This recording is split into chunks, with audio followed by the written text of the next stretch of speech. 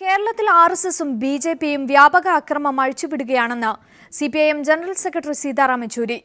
ഇത് മറച്ചുവെക്കാൻ ഇടതുപക്ഷത്തിനെതിരെ ബിജെപി വ്യാജ പ്രചരണങ്ങൾ നടത്തുകയാണെന്നും ജനറൽ സെക്രട്ടറി ചൂണ്ടിക്കാട്ടി. ദില്ലിയിൽ ചേർന്ന സിപിഐഎം കേന്ദ്ര കമ്മിറ്റി യോഗം 6 കർമ്മ പരിപാടികൾക്കും രൂപം നൽകി. And we noted in the strongholds where the left exists, the attacks continue.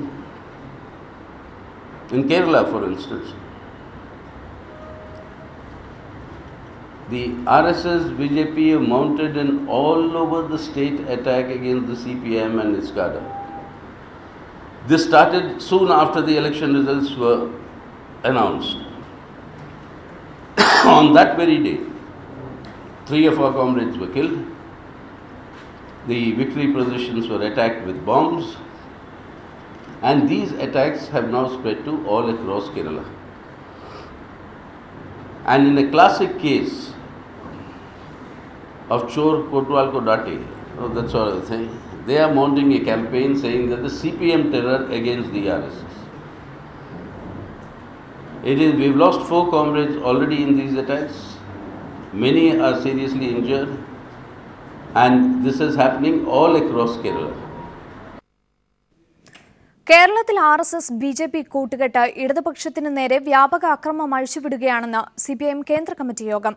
ഇത് മറച്ചുവെക്കാൻ ബിജെപി തെറ്റായ പ്രചരണം നടത്തുകയാണെന്നും കേന്ദ്ര കമ്മിറ്റി യോഗം ചൂണ്ടിക്കാട്ടി. കൂടുതൽ വിവരങ്ങളുമായി സന്തോഷ് സർലിംഗ് ചേരുകയാണ്. സർലിംഗ്, വിവരങ്ങൾ. സിപിഎം കേന്ദ്ര കമ്മിറ്റി യോഗം 3 ദിവസമാണ് ഡൽഹിയിൽ ചേർന്നത്.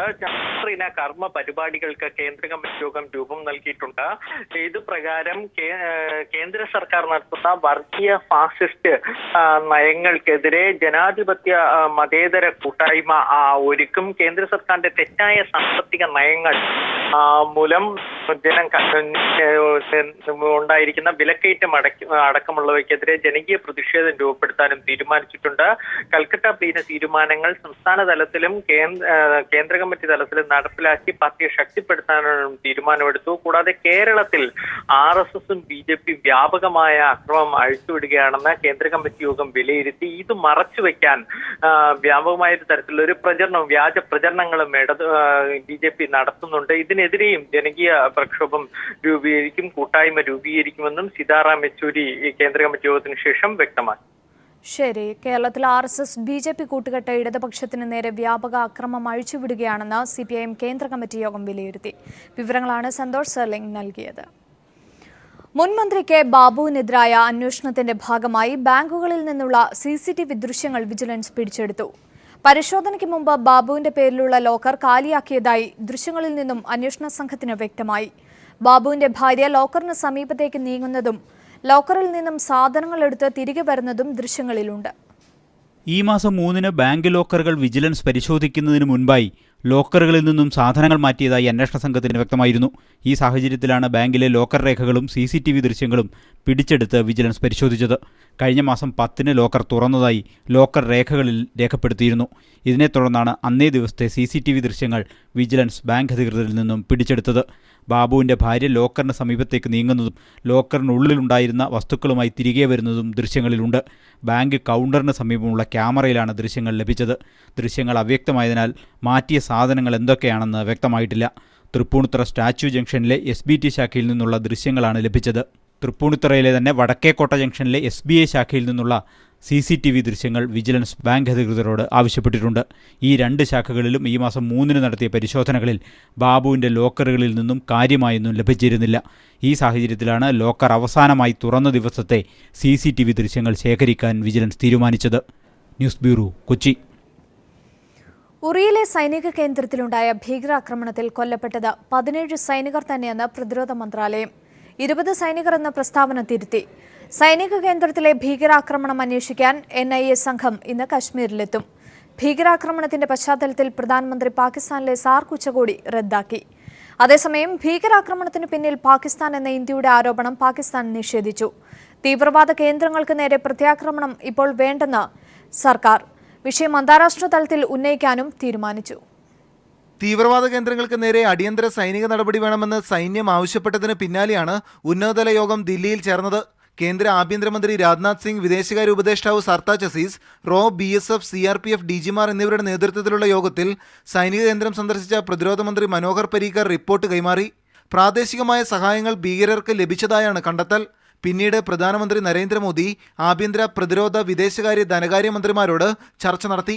NIAയോട് ഉടൻ അന്വേഷണം നടത്തി റിപ്പോർട്ട് നൽകാൻ നിർദ്ദേശിച്ചു. ആക്രമണത്തിന് പിന്നിൽ പാകിസ്ഥാൻ തന്നെയെന്ന നിലപാടിൽ ഇന്ത്യ ഉറച്ചു നിൽക്കുകയാണ്. എങ്കിലും ഉടൻ പ്രത്യാക്രമണം നടത്തേണ്ടെന്നാണ് സർക്കാർ തീരുമാനം. അതിർത്തിയിലെ ചെറിയ ആക്രമണങ്ങൾ പോലും ഇരു രാജ്യങ്ങൾക്കുമിടയിലെ കനത്ത ആക്രമണമായി മാറാനാണ് സാധ്യതയെന്ന് വിലയിരുത്തിയാണ് ഈ തീരുമാനം സർക്കാർ കൈക്കൊണ്ടിരിക്കുന്നത്. പകരം വിഷയം അന്താരാഷ്ട്ര തലത്തിൽ ഉയർത്തി പാകിസ്ഥാനെ ഒറ്റപ്പെടുത്താനാണ് തീരുമാനം. UN ജനറൽ അസംബ്ലിയിൽ പാക് നിലപാടിലെ അമർഷം ഇന്ത്യ അറിയിക്കും. പഞ്ചാബ്, ഗുജറാത്ത് അതിർത്തി മുതൽ നിയന്ത്രണ രേഖയ്ക്ക് സമീപവും കൂടുതൽ സൈനികരെ വിന്യസിക്കും. ആക്രമണത്തിൽ വീരമൃത്യു വരിച്ച 17 സൈനികർക്കും രാജ്യം ആദരാഞ്ജലി അർപ്പിച്ചു. അതേസമയം ഭീകരാക്രമണത്തിന് പിന്നിൽ പാകിസ്ഥാൻ എന്ന ഇന്ത്യയുടെ ആരോപണം പാകിസ്ഥാൻ തന്നെ നിഷേധിച്ചു. കാശ്മീർ സംഘർഷം വഴിതിരിച്ചുവിടാൻ ഇന്ത്യ നടത്തുന്ന ആരോപണങ്ങൾ മാത്രമാണിതെന്ന് പാക് വിദേശകാര്യ ഉപദേഷ്ടാവ് സർത്താജ് അസീസ് പ്രതികരിച്ചു. News bureau, Delhi. ജിഷ വധക്കേസ് പ്രതി അമീറുൽ ഇസ്ലാമിന്റെ ജാമ്യാപേക്ഷ കോടതി നാളെ പരിഗണിക്കും. ആദ്യഘട്ട അന്വേഷണം പൂർത്തിയാക്കി കുറ്റപത്രം സമർപ്പിച്ച സാഹചര്യത്തിൽ ജാമ്യം അനുവദിക്കണമെന്നാണ് പ്രതിയുടെ ആവശ്യം. എന്നാൽ പ്രതിക്ക് ജാമ്യം ലഭിച്ചാൽ ഒളിവിൽ പോകാനുള്ള സാധ്യതയുണ്ടെന്നും അതിനാൽ ജാമ്യം നൽകരുതെന്നുമാണ് പ്രോസിക്യൂഷന്റെ വാദം. ഇക്കാര്യം ചൂണ്ടിക്കാട്ടി പ്രോസിക്യൂട്ടർ കോടതിയിൽ റിപ്പോർട്ട് നൽകും. റിമാൻഡ് കാലാവധി അവസാനിക്കുന്നതിനാൽ അമീറുലിനെ നാളെ എറണാകുളം പ്രിൻസിപ്പൽ സെഷൻസ് കോടതിയിൽ ഹാജരാക്കും.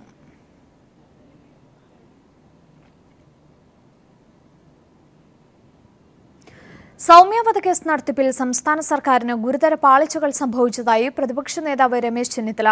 വേണ്ട ജാഗ്രത പുലർത്താതിരുന്നതുമൂലമാണ് കേസ് പരാജയപ്പെട്ടതെന്നും ചെന്നിത്തല വാർത്താസമ്മേളനത്തിൽ ആരോപിച്ചു. സൗമ്യ വധക്കേസിൽ സംസ്ഥാന ഗവൺമെൻറ് എടുത്ത നടപടി തികഞ്ഞ പരാജയമായിരുന്നു. സാധാരണഗതിയിൽ ആഭ്യന്തര വകുപ്പ് ഈ കാര്യത്തിൽ സ്വീകരിക്കുന്ന നടപടികൾ സ്വീകരിച്ചിട്ടില്ല. കാരണം സുപ്രീം കോടതിയിൽ ഒരു കേസ് പോസ്റ്റ് ചെയ്താൽ ആ വിവരം central standing council home secretary അറിയിക്കണം. ഹോം സെക്രട്ടറിയുടെ അധ്യക്ഷതയിൽ പ്രമാദമായ ഇത്തരം കേസുകളെ സംബന്ധിച്ച് വിചാരണ കോടതിയിലും ഹൈക്കോടതിയിലും കേസ് വാദിച്ച ഉദ്യോഗസ്ഥന്മാരെയും ഇൻവെസ്റ്റിഗേഷൻ നടത്തിയ ഉദ്യോഗസ്ഥരെയും വിളിച്ച് ഉന്നതതല യോഗം ചേരാറുണ്ട്. ഇത്തവണ ഞാൻ മനസ്സിലാക്കിയത് അത്തരമൊരു യോഗം ചേർന്നിട്ടില്ല എന്നുള്ളതാണ്. കേരളത്തെ നടുക്കിയ പ്രമാദമായ സൗമ്യ വധക്കേസ് വളരെ ലാഘവത്തോടെയാണ് ഗവൺമെൻറ് കൈകാര്യം ചെയ്തത്. എറണാകുളം ജില്ലയിലെ ചെങ്ങമനാട് തെരുവുനായ്ക്കളെ കൂട്ടത്തോടെ കൊന്നൊടുക്കി. മണിക്കൂറുകൾക്കുള്ളിൽ 26 തെരുവുനായ്ക്കളെയാണ് പഞ്ചായത്ത് പ്രസിഡന്റിന്റെ നേതൃത്വത്തിൽ നാട്ടുകാർ ഒറ്റക്കെട്ടായി ഇറങ്ങി കൊന്നൊടുക്കിയത്. തെരുവുനായ വിമുക്ത പഞ്ചായത്താണ് തങ്ങളുടെ ലക്ഷ്യമെന്ന് നാട്ടുകാർ പ്രഖ്യാപിച്ചിരിക്കുകയാണ്. പ്രദേശത്ത് തെരുവുനായ ശല്യം രൂക്ഷമായതിനെ തുടർന്നാണ് പഞ്ചായത്ത് അധികൃതർ കടുത്ത തീരുമാനമെടുത്തത്. ഇതിനായി ഇവർ തെരുവുനായ ഉന്മൂലന സംഘത്തിന്റെ സഹായവും തേടി. നായപിടുത്തത്തിൽ പരിശീലനം ലഭിച്ച വരാപ്പുഴ സ്വദേശി രഞ്ജന്റെയും സംഘത്തിന്റെയും സഹായം ഇതിനായി സംഘടന പഞ്ചായത്തിന് വിട്ടു നൽകി. ഒരു രാത്രിയും ഒരു പകലും കൊണ്ട് 26 നായ്ക്കളെ ഇവർ വിഷം കുത്തിവെച്ച് കൊലപ്പെടുത്തി. തെരുവുനായ വിമുക്ത പഞ്ചായത്താണ് തങ്ങളുടെ ലക്ഷ്യമെന്ന് ഭരണ പ്രതിപക്ഷ ഭേദമന്യേ പഞ്ചായത്ത് അംഗങ്ങൾ ഒറ്റക്കെട്ടായി പറഞ്ഞു. നിയമ നടപടി എന്തുവന്നാലും നേരിടാനും ഇവർ ഒരുക്കമാണ്. അക്രമകാരികളെ മാത്രമല്ല എല്ലാ തെരുവുനായ്ക്കളെയും ഉന്മൂലനം ചെയ്യുകയാണ് ലക്ഷ്യമെന്ന് തെരുവുനായ ഉന്മൂലന സംഘം ചെയർമാൻ ജോസ് മാവേലി പറഞ്ഞു. ഇപ്പോൾ തന്നെ ഒരു നാടോടി സ്ത്രീയെ തെരുവുനായ കടിച്ച് അതിന് പേ എഴുതിയിരിക്കുകയാണ്. അപ്പോൾ അങ്ങനെ പേ പിടിക്കാൻ എല്ലാ നായ്ക്കൾക്കും പേകളുണ്ട്. അപ്പോൾ അതുകൊണ്ട് ഒരു കാരണവശാലും അക്രമകാരികളുടെ തെരുവുനായ്ക്കളെ മുദ്രാവാക്യം മാറ്റിയിട്ട് എല്ലാ തെരുവുനായ്ക്കളെയും കൊല്ലണം. എന്നാൽ മാത്രമേ നമുക്ക് മനുഷ്യർക്ക് ജീവിക്കാൻ പറ്റുള്ളൂ. മറ്റ് തദ്ദേശ സ്വയംഭരണ സ്ഥാപനങ്ങൾ ആവശ്യപ്പെട്ടാലും ഇതിനുള്ള സഹായം സംഘം ഒരുക്കി നൽകും. News bureau, Kochi. പാലക്കാട് പുതുപ്പരിയാരത്ത് മധ്യവയസ്കനെ കൊലപ്പെടുത്തിയ മൃതദേഹം സെപ്റ്റിക് ടാങ്കിൽ ഒളിപ്പിച്ചു. പുതുപ്പരിയാരം പാറക്കൽ വീട്ടിൽ മണികണ്ഠനെയാണ് സഹോദരങ്ങൾ ചേർന്ന് കൊലപ്പെടുത്തിയത്. സംഭവവുമായി ബന്ധപ്പെട്ട മണികണ്ഠന്റെ സഹോദരങ്ങളായ രാജേഷ്, രാമചന്ദ്രൻ എന്നിവരെ ഹേമാംബിക നഗർ പോലീസ് അറസ്റ്റ് ചെയ്തു. സ്വത്ത് തർക്കമാണ് കൊലപാതകത്തിൽ കലാശിച്ചത്. വിവാഹമോചിതനായ മണികണ്ഠന്റെ പേരിൽ 5 ലക്ഷം രൂപ ബാങ്ക് നിക്ഷേപം ഉണ്ടായിരുന്നു. സഹോദരൻ കൃഷ്ണൻകുട്ടിയുടെ വിവാഹത്തിനായി 2 ലക്ഷം രൂപ ആവശ്യപ്പെട്ടു. ഇത് നൽകാൻ മണികണ്ഠൻ തയ്യാറായില്ല. ഇതാണ് പ്രകോപനത്തിന് കാരണമായതെന്ന് പോലീസ് പറഞ്ഞു. 3 ദിവസം വീട്ടിൽ മർദ്ദിച്ച് അവശനാക്കിയ ശേഷം മണികണ്ഠനെ ശ്വാസം മുട്ടിച്ചാണ് കൊലപ്പെടുത്തിയതെന്ന് പോലീസ് പറഞ്ഞു. വീടിനോട് ചേർന്ന സെപ്റ്റിക് ടാങ്കിൽ മൃതദേഹം തള്ളുകയായിരുന്നു. മണികണ്ഠനെ കാണാതായിട്ടും വീട്ടുകാർ പോലീസിൽ പരാതി നൽകിയില്ല. കാണാനില്ലെന്ന് നാട്ടുകാർ പോലീസിൽ വിവരമറിയിച്ചതിനെ തുടർന്നാണ് അന്വേഷണം ആരംഭിച്ചത്. സഹോദരൻ രാജേഷിനെ ചോദ്യം ചെയ്തതിൽ നിന്ന് കൊലപാതകമെന്ന് വ്യക്തമായി. CISF കോൺസ്റ്റബിളായ സഹോദരൻ രാമേന്ദ്രനും കൊലയ്ക്ക് സഹായിച്ചു. ഈ മാസം 5 മുതലാണ് മണികണ്ഠനെ കാണാതായത്. ഫയർഫോഴ്സിന്റെ സഹായത്തോടെ മൃതദേഹം പുറത്തെടുത്തു. അഴുകിയ നിലയിലായിരുന്നു മൃതദേഹം. ഇൻക്വസ്റ്റ് നടപടികൾ പൂർത്തിയാക്കി തൃശൂർ മെഡിക്കൽ കോളേജിലേക്ക് മാറ്റിയ മൃതദേഹം പോസ്റ്റ്മോർട്ടത്തിന് ശേഷം ബന്ധുക്കൾക്ക് വിട്ടു നൽകും. News bureau, Palakkad. തിരികെ വാർത്തകളിലേക്ക്. കോഴിക്കോട് പശുക്കടവിൽ ഒഴുക്കിൽപ്പെട്ട യുവാക്കളിൽ ഒരാളുടെ മൃതദേഹം കൂടി കണ്ടെത്തി. ആളെ തിരിച്ചറിഞ്ഞിട്ടില്ല. ഇതോടെ മരിച്ചവരുടെ എണ്ണം 4 ആയി. 3 പേരുടെ മൃതദേഹങ്ങൾ നേരത്തെ കണ്ടെത്തിയിരുന്നു. തെരച്ചിൽ ഊർജിതമാക്കിയിരിക്കുകയാണ്. വിവരങ്ങളുമായി മേഘ മാധവൻ ചേരുകയാണ്. മേഘ, നിലവിൽ ഒരാളുടെ മൃതദേഹം കൂടി സ്വാലിഹാണ് ഇപ്പോൾ ടെലിഫോൺ ലൈനിലുള്ളത്. സ്വാലിഹ്, ഒരാളുടെ മൃതദേഹം കൂടി തിരിച്ചറിഞ്ഞിരിക്കുന്നു. എന്തൊക്കെയാണ് മറ്റു വിവരങ്ങൾ? അഞ്ചു, അല്പസമയം മുമ്പാണ് അപകടം നടന്നതിന് 1 കിലോമീറ്റർ അപ്പുറത്ത് നിന്ന് ഒരു മൃതദേഹം കൂടി കണ്ടെടുത്തത്. ഇത് ആരുടെ എന്ന പേര് വ്യക്തമായിട്ടില്ല, തിരിച്ചറിഞ്ഞിട്ടില്ല. ഇനി 2 പേരുടെ മൃതദേഹങ്ങൾ കൂടി കണ്ടുകിട്ടാനുണ്ട്. ഇപ്പോൾ നിലവിൽ 4 പേരുടെ മൃതദേഹമാണ് ഒഴുക്കിൽപ്പെട്ട് കാണാതായവരിൽ നിന്ന് 4 പേരുടെ മൃതദേഹമാണ് കണ്ടെടുത്തത്. അതേസമയം കോതോട് 3 പേരുടെ പൊതുദർശനം തുടരുകയാണ്. രജീഷ്, ഷൈജൽ, അക്ഷയ്രാജ് എന്നിവരുടെ പൊതുദർശനം തുടരുകയാണ്. 6 മണിയോടെ തന്നെ മൃതദേഹങ്ങൾ സംസ്കരിക്കും. അക്ഷയ്രാജിൻ്റെ മൃതദേഹം നാളെയാണ് സംസ്കരിക്കുക. ഏതായാലും വളരെ പ്രതികൂലമായ സാഹചര്യത്തിലും തെരച്ചിൽ തുടരുകയാണ്. അപകടം നടന്ന കടവുകളെല്ലാം നല്ല പരിചയമുള്ള നാട്ടുകാരും അതുപോലെ ഫയർഫോഴ്സ് ഉദ്യോഗസ്ഥരും പോലീസും എല്ലാം ചേർന്ന് പരിശോധനകൾ തുടർന്നുകൊണ്ടിരിക്കുന്നു. പ്രത്യേകിച്ച് വളരെ ദുർഘടമായ സാഹചര്യത്തിലാണ് തിരച്ചിൽ രക്ഷാപ്രവർത്തനങ്ങളെല്ലാം തന്നെ നടക്കുന്നത്. നമുക്കറിയാം, ഇന്നലെ രാത്രിയോടെ നടന്ന അപകടമാണ്. വൈകിട്ട് 5 മണിക്കാണ് അപകടം നടക്കുന്നത്. എന്നാൽ ഇതറിയാൻ തന്നെ 1 മണിക്കൂർ വൈകുന്ന സാഹചര്യമുണ്ടായി. തുടർന്നും ആവശ്യത്തിന് ലൈറ്റ് ഇല്ലാതിരുന്നതും ഇടയ്ക്ക് പെയ്യുന്ന മഴയുമെല്ലാം രക്ഷാപ്രവർത്തനത്തെ പ്രതികൂലമായി ബാധിച്ചു. രാവിലെയും അങ്ങനെയായിരുന്നു. ഉച്ചയോടെ അനുകൂല കാലാവസ്ഥയുണ്ടായി. എങ്കിൽ പോലും പാറക്കെട്ടുകളെല്ലാം നിറഞ്ഞ പ്രദേശമായതുകൊണ്ട് തന്നെ മൃതദേഹങ്ങൾ ഇനിയും 2 എണ്ണം കൂടി കണ്ടെടുക്കാൻ അവശേഷിച്ച് നിൽക്കുകയാണ്. ഒരു ഗ്രാമം ആകെ മരുതങ്കര പഞ്ചായത്തിൽ ഉൾപ്പെട്ടവരാണ് മരിച്ചവരെല്ലാം തന്നെ. ഒരു നാടാകെ, ഒരു ദേശമാകെ ഇപ്പോഴും 2 മൃതദേഹങ്ങൾക്ക് വേണ്ടിയുള്ള തിരച്ചിലിൽ തുടരുന്നു. അതോടൊപ്പം പൊതുദർശനത്തിലും മറ്റു ചടങ്ങുകളിലുമെല്ലാം പങ്കെടുക്കുന്നു. മന്ത്രിമാരായ ഇ ചന്ദ്രശേഖരൻ, അതുപോലെ TP രാമകൃഷ്ണൻ, കടന്നപ്പള്ളി രാമകൃഷ്ണൻ തുടങ്ങിയവരെല്ലാം 4 മന്ത്രിമാർ രക്ഷാപ്രവർത്തനങ്ങൾക്ക് നേതൃത്വം നൽകുന്നുണ്ട്, നിർദ്ദേശങ്ങൾ നൽകുന്നുണ്ട്. വടകര, കുറ്റ്യാടി, കൊയിലാണ്ടി ഭാഗങ്ങളിലുള്ള ഫയർഫോഴ്സ് ഉദ്യോഗസ്ഥരാണ് ഇന്നലെ രാത്രി മുതൽ തന്നെ തിരച്ചിലിന് നേതൃത്വം കൊടുത്തുകൊണ്ടിരിക്കുന്നത്. ഏതായാലും ഇപ്പോഴും 2 പേർക്ക് വേണ്ടിയുള്ള തിരച്ചിൽ പുരോഗമിച്ചുകൊണ്ടിരിക്കുന്നു. കുറ്റ്യാടി ആശുപത്രിക്ക് മുമ്പിലും കോതോടും അതുപോലെ അപകടം നടന്ന പശുക്കടവിലുമെല്ലാം 100 കണക്കിന് ആളുകളാണ് തടിച്ചുകൂടി ഇപ്പോഴും രക്ഷാപ്രവർത്തനങ്ങളിലും മറ്റും പങ്കുചേർന്നുകൊണ്ടിരിക്കുന്നത്. അഞ്ജു, സ്വാലിഹ് സൂചിപ്പിച്ചതുപോലെ തന്നെ സ്ഥലത്ത് കനത്ത മഴ തുടരുകയാണ്. അത് രക്ഷാപ്രവർത്തനത്തെ വളരെ പ്രതികൂലമായി തന്നെ ബാധിക്കുകയാണ്. എങ്കിലും ഇനിയും 2 പേരുടെ മൃതദേഹം കൂടി കിട്ടാനുണ്ട്. അതിനുള്ള തെരച്ചിൽ അത് ഏത് രീതിയിലാണ് ഇപ്പോൾ ഊർജിതമാക്കിയിരിക്കുന്നത്? വളരെ മുൻകരുതലുകൾ എടുത്തുകൊണ്ട് വളരെ അപകട സാധ്യതയുള്ള ഒരു മേഖലയാണ്. അതുകൊണ്ട് തന്നെ വളരെ മുൻകരുതലുകൾ എടുത്തുകൊണ്ടുള്ള സുരക്ഷാ ക്രമീകരണങ്ങൾ സജ്ജീകരിച്ചുകൊണ്ടുള്ള തിരച്ചിലുകളാണ് നടക്കുന്നത്. അപകടം നടന്നതിന് 1 കിലോമീറ്ററും 2 കിലോമീറ്ററും താഴ്ഭാഗങ്ങളിൽ വല കെട്ടിയിട്ടുണ്ട്. ഇതിനിടയിൽ 2 or 3 കയങ്ങളുണ്ട് എന്നാണ് പരിചയമുള്ളവർ, ഈ പ്രദേശത്ത് പരിചയമുള്ള ആളുകൾ പറയുന്നത്. ഇവിടെയെങ്കിലും മൃതദേഹമുണ്ടാകാമെന്ന ഒരു നിഗമനത്തിലാണുള്ളത്. ഇന്നലെ ഉണ്ടായ വലിയ കുത്തൊഴുക്കിൽ ഇതിനപ്പുറം പോയിട്ടുണ്ടെങ്കിൽ ഉള്ള സാധ്യതയും കണക്കിലെടുക്കുന്നുണ്ട്. ആ ഭാഗങ്ങളിലുമെല്ലാം തിരച്ചിൽ നടക്കുന്നുണ്ട്. വലിയ ഒരു ജലനിരപ്പ് ആളുകൾക്ക് ഇറങ്ങാവുന്ന ഒരു തരത്തിൽ തന്നെയാണുള്ളത്. തിരച്ചിലിന് പ്രതികൂലമായ ഒരു സാഹചര്യം ജലനിരപ്പിൻ്റെ കാര്യത്തിലൊന്നുമില്ല. അതുകൊണ്ട് തന്നെ കൃത്യമായ തിരച്ചിൽ തന്നെയാണ് നടക്കുന്നത്. അതുകൊണ്ട് തന്നെ ഈ പാറക്കെട്ടുകളെല്ലാം ഉള്ളതുകൊണ്ട് ഇതിൻ്റെ അടിവശത്തേക്കെങ്ങാണ്ടും കുത്തൊഴുക്കിലേക്ക് പോകാനുള്ള ഒരു സാധ്യത മുന്നിലുണ്ട്. അതുകൊണ്ടാണ് സുരക്ഷാ ക്രമീകരണങ്ങൾ ഇതുകൂടി കണക്കിലെടുത്തുള്ള സുരക്ഷാ ക്രമീകരണങ്ങൾ ഒരുക്കിയാണ് തിരച്ചിൽ നടക്കുന്നത്. ഇക്കാര്യങ്ങളെല്ലാം മുന്നിൽ കണ്ടുകൊണ്ട് സുരക്ഷാ ഉദ്യോഗസ്ഥരെല്ലാം വളരെ സൂക്ഷ്മമായ പരിശോധന തന്നെയാണ് പശുക്കടവിൽ തുടർന്നുകൊണ്ടിരിക്കുന്നത്. അഞ്ജു, ശരി, വ്യക്തമാണ്. കോഴിക്കോട് പശുക്കടവിൽ ഒഴുക്കിൽപ്പെട്ട യുവാക്കളിൽ ഒരാളുടെ മൃതദേഹം കൂടി കണ്ടെത്തിയിരിക്കുന്നു. വിവരങ്ങളാണ് സ്വാലിഹ് നൽകിയത്. തമിഴ്നാടിന് കാവേരി ജലം വിട്ടു നൽകുന്നത് ചർച്ച ചെയ്യാൻ ഇന്ന് ദില്ലിയിൽ യോഗം ചേരും. ഇപ്പോൾ കേന്ദ്ര ജലവിഭവ വകുപ്പ് സെക്രട്ടറിയുടെ അധ്യക്ഷതയിലാണ് യോഗം. കർണാടക, തമിഴ്നാട് ചീഫ് സെക്രട്ടറിമാർ യോഗത്തിൽ പങ്കെടുക്കുന്നുണ്ട്.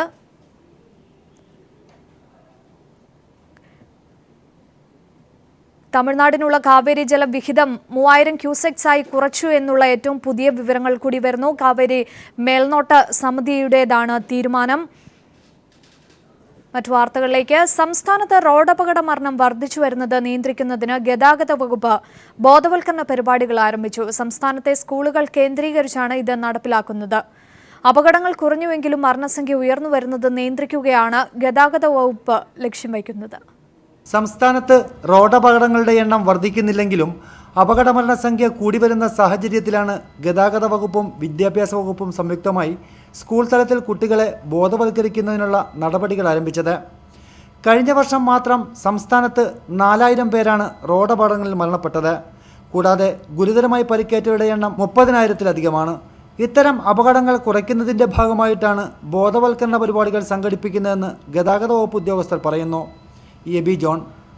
അപ്പോൾ അപകടങ്ങളുടെ എണ്ണം കുറയുമ്പോഴും നമ്മൾ വളരെ ഭീതിജനകമായി നമ്മൾ ചിന്തിക്കുമ്പോൾ റോഡ് അപകടങ്ങളിൽ മരിക്കുന്നവരുടെ എണ്ണം ക്രമാതീതമായി ഓരോ വർഷം കഴിയുമ്പോഴും വർദ്ധിച്ചുകൊണ്ടിരിക്കും. അത് ലക്ഷ്യമിട്ടാണ് മോട്ടോർ വാഹന വകുപ്പ് ഈ പല പരിപാടികളും ആവിഷ്കരിച്ചിട്ടുള്ളത്. പക്ഷേ നമ്മുടെ ആളുകൾ ഈ നിയമത്തോടുള്ള ലംഘനം, നിയമം അനുസരിക്കാനുള്ളൊരു വിമുഖത, ഇതൊക്കെയാണ് ഏറ്റവും വലിയൊരു പ്രശ്നം. ഏറ്റവും ഒടുവിൽ കഴിഞ്ഞ 6 മാസത്തെ കണക്കുകൾ പരിശോധിച്ചാൽ ആലപ്പുഴ ജില്ലയിൽ മാത്രമുണ്ടായത് 1526 അപകടങ്ങളാണ്. ഇതിൽ 177 പേർ മരിക്കുകയും 1710 പേർ പരിക്കേൽക്കുകയും ചെയ്തു.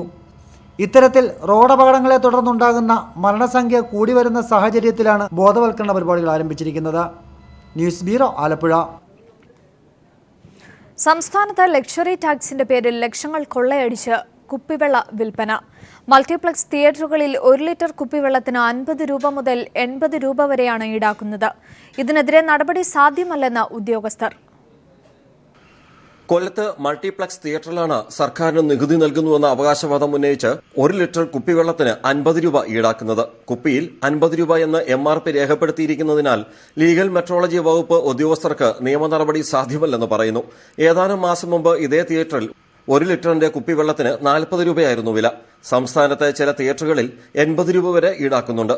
കുപ്പിവെള്ളത്തിന് വില നിയന്ത്രണം സർക്കാർ ഏർപ്പെടുത്താത്തതിനാൽ നികുതി ചുമത്തി ദാഹജലത്തിനും വില കൂട്ടുകയാണ്. ഒരേ ഉൽപ്പന്നം, ഒരേ കമ്പനി, ഒരേ അളവ് വരുന്ന കുപ്പിവെള്ളത്തിന് തോന്നിയ വില ഈടാക്കാൻ പാടില്ലെന്ന് ഉപഭോക്തൃ സംരക്ഷണ സമിതിക്ക് നേതൃത്വം നൽകുന്ന ഭാസ്കരൻ നായർ ചൂണ്ടിക്കാട്ടി. അങ്ങനെ 2 രീതിയിലുള്ള കുറ്റകരമായ കച്ചവട സമ്പ്രദായങ്ങളാണ്. അത് ഉപഭോക്തൃ സംരക്ഷണ നിയമത്തിനെതിരെയാണ്. കുപ്പിവെള്ള രംഗത്ത് കുത്തക കമ്പനികൾ ഉൾപ്പെടെ 20 രൂപയെന്നും 50 രൂപയെന്നും പ്രത്യേകം MRP രേഖപ്പെടുത്തിയാണ് വില കൂട്ടി വാങ്ങുന്നത്. 15 മുതൽ 20 രൂപ വരെ വില വരുന്ന കുപ്പിവെള്ളം പ്രതിദിനം 40 ലക്ഷം ലിറ്റർ വിറ്റ് ഏകദേശം 7.5 കോടി രൂപ വിവിധ കമ്പനികൾ നേടുന്നു. ഈ വിറ്റുവരവ് ഇരട്ടിയാക്കി 2 ഇരട്ടി ലാഭം കൊയ്യാനുള്ള തന്ത്രം കുത്തക കമ്പനികൾ മെനയുന്നു. 1 ലിറ്റർ മിൽമ പാലിന് 40 രൂപയാണ് വില. അതേസമയം 1 ലിറ്ററിന്റെ കുടിവെള്ളത്തിന് 50 രൂപയാണ് ചില മൾട്ടിപ്ലക്സ് തിയേറ്ററുകളിലെ കൌണ്ടറുകൾ ഈടാക്കുന്നത്. വില നിയന്ത്രിക്കേണ്ടുന്ന ഗവൺമെന്റ് ഇത് ശ്രദ്ധിക്കുന്നില്ല എന്നുള്ളതിന്റെ ഏറ്റവും വലിയ തെളിവാണ് നികുതി അടച്ചു കഴിഞ്ഞാൽ ആർക്കും എന്തു വിലയ്ക്കും ഇവിടെ സാധനങ്ങൾ വിൽക്കാമെന്ന സ്ഥിതിയും. കൊല്ലത്ത് നിന്ന് ക്യാമറമാൻ പ്രമോദ് പന്നിയോടിനൊപ്പം രാജ്കുമാർ. തിരുവനന്തപുരത്ത് വാഹന പരിശോധനയ്ക്കിടെ SIയെ ബൈക്ക് ഇടിപ്പിച്ചു. ഇടിച്ചിട്ട ബൈക്ക് നിർത്താതെ പോയി. ഗുരുതരമായി പരിക്കേറ്റ SIയെ ICUവിൽ പ്രവേശിപ്പിച്ചിരിക്കുകയാണ്. കൂടുതൽ വിവരങ്ങളുമായി സുനിൽ അരമാനൂർ ചേരുകയാണ്. സുനിൽ, SIയെ ഇടിച്ചിട്ടവരെ തിരിച്ചറിഞ്ഞിട്ടുണ്ട് എന്നുള്ള പുതിയ വിവരം കൂടി ലഭിക്കുന്നു. ആരൊക്കെയാണ് ഇടിച്ചിട്ടവർ? മറ്റു വിവരങ്ങൾ കൂടി. അഞ്ചു, വൈകുന്നേരത്തോടെയാണ് തിരുവനന്തപുരം കോവളം വാഴാമുട്ടത്തിന് സമീപം കൺട്രോൾ റൂമിന്റെ വാഹനത്തിൽ പരിശോധന നടത്തുകയായിരുന്ന SIക്ക് നേരെയാണ് അതിവേഗത്തിൽ വന്ന ബൈക്ക് ഇടിച്ച് അവിടെ നിന്ന് അവർ ബൈക്കുമായി തന്നെ കടന്നു കളഞ്ഞത്. സംഭവത്തിൽ എയർ ക്യാമ്പിലെ SI ആയ സതീഷ് കുമാറിന് തലയ്ക്ക് ഗുരുതരമായി പരിക്കേറ്റ് ഇപ്പോൾ അദ്ദേഹം തിരുവനന്തപുരത്തെ ഒരു സ്വകാര്യ ആശുപത്രിയിൽ ചികിത്സയിലാണ്. തലച്ചോറിനകത്ത് രക്തസ്രാവം ഉണ്ടാകുന്നു എന്നുള്ളതാണ് ഇപ്പോൾ ഗുരുതരാവസ്ഥയ്ക്ക് കാരണമായി ഡോക്ടർമാർ പറയുന്നത്. അതുകൊണ്ട് തന്നെ ന്യൂറോ ICUയിലേക്ക് പ്രവേശിച്ചിട്ടുണ്ട്. 48 മണിക്കൂർ കഴിഞ്ഞ ശേഷം മാത്രമേ മറ്റ് കാര്യങ്ങളെക്കുറിച്ച് പറയാനാകൂ എന്നാണ് ഡോക്ടർമാർ ഇപ്പോൾ പറയുന്നത്. സംഭവത്തെ തുടർന്ന് പോലീസ് തന്നെ ഉടൻ തന്നെ വയർലെസ് വഴി എല്ലാ സ്ഥലത്തേക്കും സന്ദേശം കൊടുത്തതിന്റെ അടിസ്ഥാനത്തിലാണ് ഈ ബൈക്കിടിച്ച് കളമറിഞ്ഞ 2 പേരെയും ഇപ്പോൾ തിരിച്ചറിഞ്ഞിരിക്കുന്നത്. ഷിബ് ആണ് ബൈക്ക് ഓടിച്ചിരുന്നത്. മുഹമ്മദ് നാഫിയാണ് പുറകിലിരുന്നത്. ഇവർ രണ്ടുപേരും അമിത വേഗത്തിൽ തന്നെയാണ് ബൈക്ക് ഓടിച്ചു വന്നത്. ഇവർ ഇടിച്ച് തെറിപ്പിച്ച ശേഷം ഇവർക്കും വീണ് പരിക്കേറ്റിട്ടുണ്ട്. ഇവർ മെഡിക്കൽ കോളേജ് ആശുപത്രിയിൽ ഇപ്പോൾ ചികിത്സ തേടിയിട്ടുണ്ട്. ഇതിന് നേരത്തെ ഒരു സ്വകാര്യ ആശുപത്രിയിൽ ചികിത്സ തേടി പുറത്തിറങ്ങവെയാണ് പോലീസ് ഇവരെ പിടികൂടിയത്. അതിനുശേഷം ഇവരിപ്പോൾ മെഡിക്കൽ കോളേജ് ആശുപത്രിയിൽ ചികിത്സ തേടിയിട്ടുണ്ട്. ഏതായാലും ഇവർക്ക് എതിരെ കേസ് രജിസ്റ്റർ ചെയ്തിട്ടുണ്ട് എന്നാണ് ഇപ്പോൾ നമുക്ക് അറിയാൻ സാധിക്കുന്നത്. ശരി, സുനിൽ അർമാനൂരാണ് വിവരങ്ങൾ നൽകിയത്.